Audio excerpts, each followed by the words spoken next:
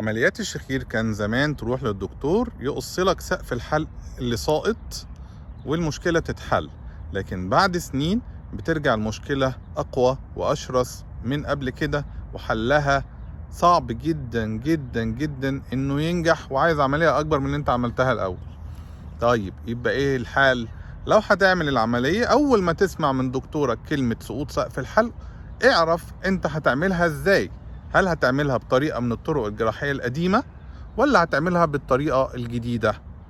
لأن ده هيأثر على حياتك. أنت عايز تعمل حاجة ثابتة، مش عايز تعمل حاجة تقعد متحسن سنة ولا 2 بعد كده ترجع أسوأ من الأول.